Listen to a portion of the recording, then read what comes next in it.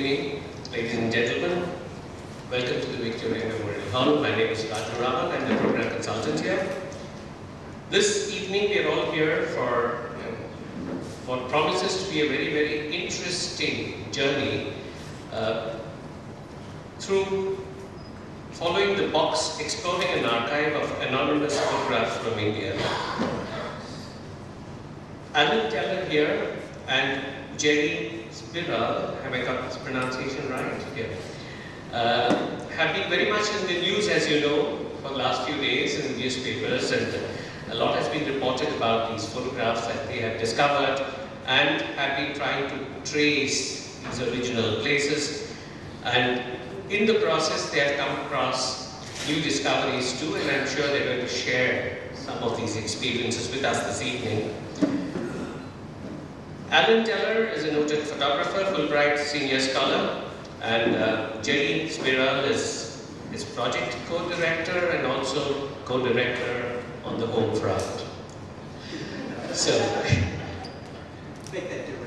I would like to request Dr. Jerri Sengupta, the Secretary and Curator of Victoria Memorial Hall, to just welcome the audience here, and then we'll get right into the illustrative talk.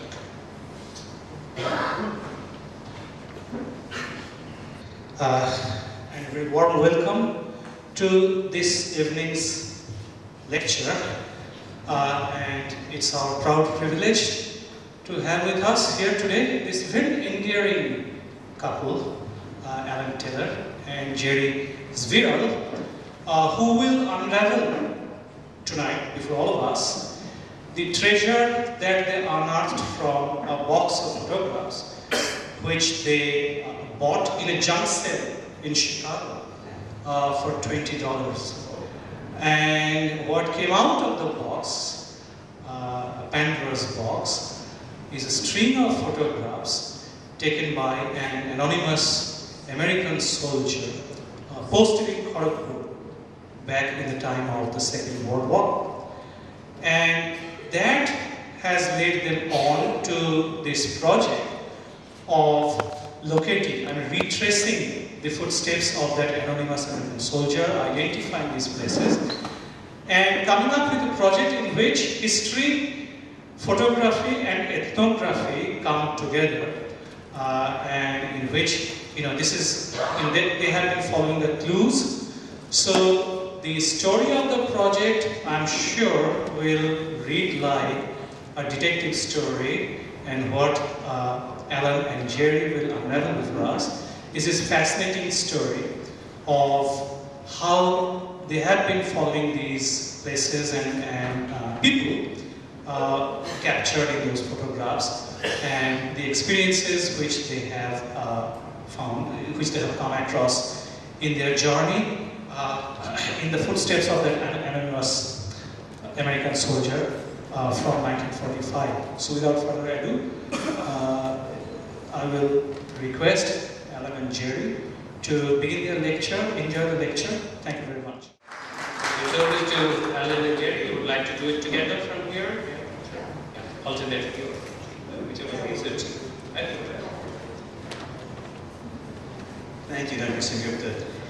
I just want to give a very, very brief hello, and I'm thrilled that you're all here. We live in Chicago, in Evanston, just north of Chicago, and we have been here on Fulbright since November. And I have to say that I am thrilled to be here and not in Chicago at this very moment, where it has been colder than it has been in Antarctica. So, but it's not just the cold. I mean, we have found our experience here to be absolutely remarkable. We'll share with you what we've learned from the photographs. But I also, and Jerri is going to talk a little bit with some specific thank yous to people who've made this all possible.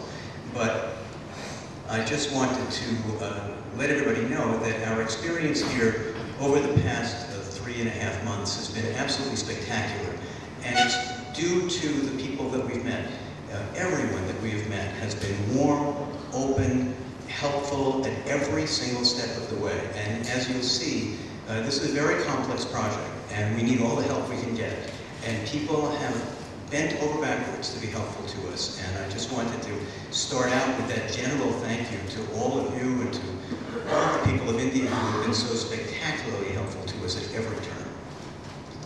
And many of the people that have bent over backwards are in this room, and you all know who you are.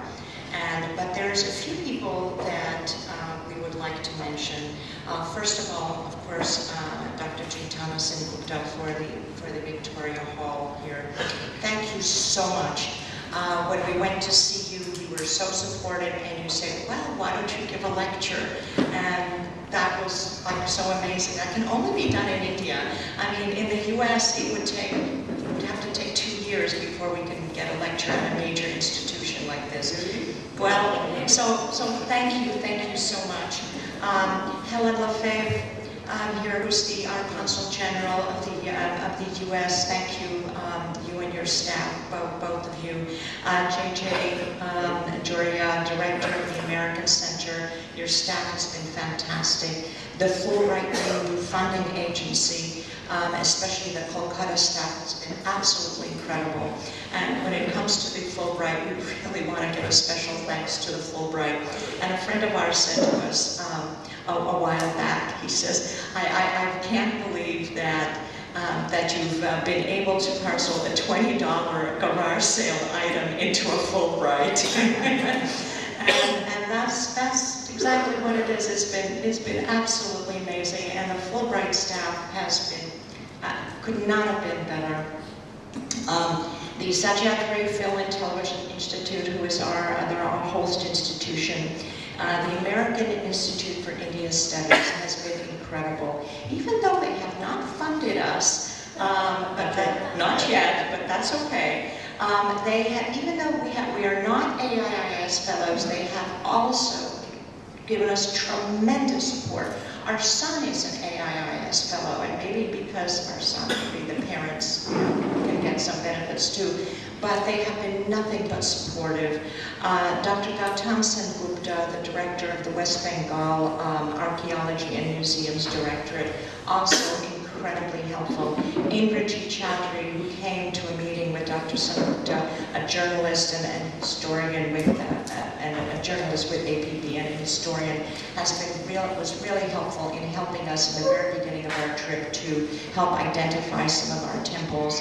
Shambhanti Sarkar, who wrote some wonderful articles, a journalist for the Telegraph, I thank you. We have 2 research assistants from IIT Kharagpur, Siddharth Agranal and Sukhjayoti Ghosh, and SJ is here. Please stand up. You are wonderful. We want to thank you. You'll hear how these 2 wonderful boys, we call them the dynamic duo, have helped us down in Kharagpur.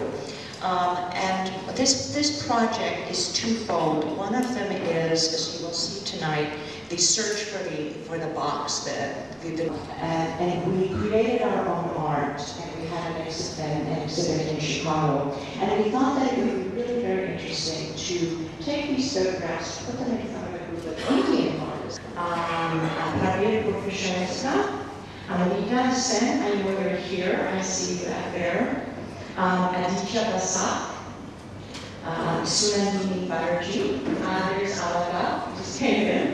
Sashna, who's a still painter from India, who we'll talk about also later. And as Alan said, we really love India, we love India, and it has been nothing but heartwarming and an incredible experience. Okay, and passed away, was a collector of photographic old photographs. And when he passed away, his wife had a sale of a lot of his material, and so we went and we purchased some things, but then sticking out from underneath the couch was this box.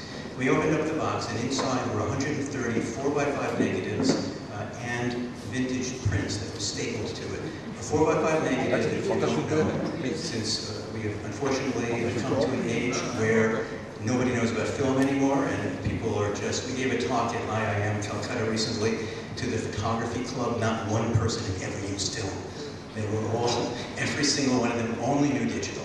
4x5 negatives, the photographers in the room certainly know, are the large negatives that press photographers used to use, 4x5 inches. The quality is spectacular.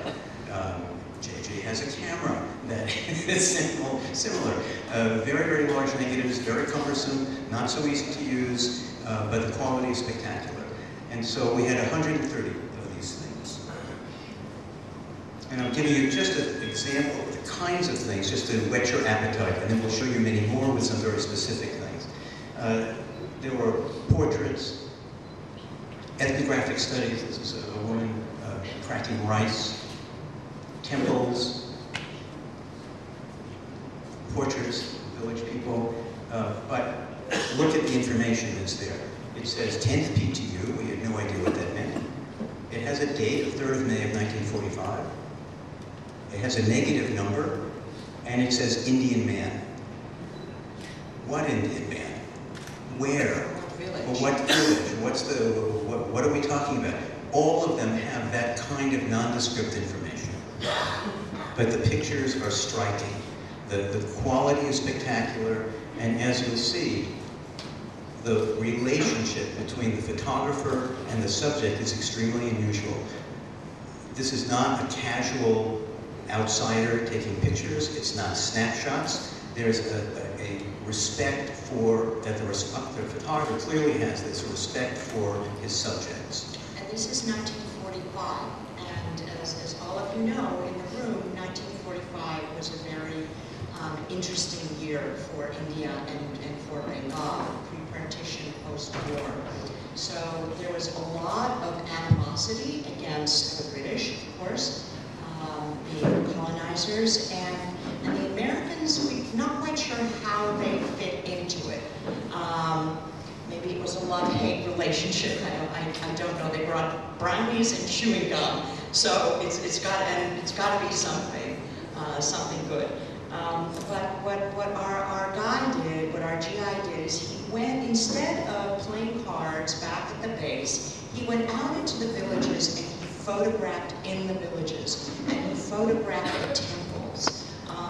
And not just like, he didn't go to just Taj Mahal. As a matter of fact, there are no photos of Taj Mahal. And he went and photographed small temples in the villages. And there's no pictures of Kolkata. And there's no pictures of Kolkata. So we knew that he was not in Kolkata, or at least there's no evidence that he was in Kolkata. There are some military scenes as well, and we'll show you a few more of those later on, because some of this became key. We've made some major discoveries in the last few weeks, and another one today, actually. So it's an unraveling story that has captivated us for quite some time. Every day is an adventure. So we bought the box 25 years ago, and although we've been giving this talk, or we're talking about this for several years, we keep saying 25 years, so maybe it's longer than 25 years by now. But we bought the box a long time ago. We collect photography, and so we bought it, we loved it, we put it away. I teach at Lake Forest College and a few other places in the Chicago area, and I was teaching a class on photography and anthropology. And so part of what I do, my day job is I have a business developing and designing exhibits for museums. And so I was teaching this class on photography and anthropology, but the end product was we were going to conceive and fabricate and mount an exhibit. And so we did this quite remarkable exhibit on photography and anthropology using our ethnographic photography collection. And one of the sections of the exhibit dealt with our box. And so we had digital copies made, and then I taught the students how to sequence images, I taught them about the materiality of images, and we mounted this small exhibit. It was great, we loved it, and then we put the box away. And then our son, Max, is a musician, and he got a grant from AIIS, American Institute of India Studies. He got a grant to study the santur with the santur master, Pandit Shiv Kumar Sharma. And so our son is now one of Shivji's disciples, and he only has 2 students, and our son is one of them, so we're really quite proud. So 3 years ago, we decided we had to go see our son, we had to meet Shiv Kumar Sharma, and we always wanted to go to India, and we have this box of photographs. We're not exactly tourists, so we couldn't just go and see the Taj and stay at a fancy hotel and go home. That's not who we are. So this was an opportunity to figure out something about the story. So really, we bought it 25 years ago. We started serious research about 6 years ago with my students. And my students did figure out that the photos were made in West Bengal. The soldier was anonymous. We figured it was an American soldier based on the writing and the spelling. But that's all we knew, nothing beyond that. Until we came to India 3 years ago. This is an archive in Gurgaon, the AIS archive. We contacted them first because we knew that they had this archive, and this is an absolutely fantastic archive. They have thousands of photographs, and they're trying to catalog all of the temples in India. We went through all their boxes, their books, and we found some things that relate to our temples, but not all. There were 6 temples that we needed to identify. And this is Zbiral, who's here in the AIS office in Kolkata, who was incredibly helpful to help us map out where some of these temples are. We knew that one of them was in Karnagar, so we hired a driver to take us to Bishnupur, and then from Bishnupur we drove to Karnagar. And this is the temple that we were looking for. It says temple near Pyardaba. And we also point out, you'll notice the date again, it says the 3rd of May, 1945. So it turns out almost all of the photographs have the same date. And normally, a photographer dates the picture when they took them. This is impossible, not in this case. because we looked at, it's traversing all of India on the same day, which is not possible. And now that we've been here for a while, we really know it's not possible. Can't get across town. So, but anyway.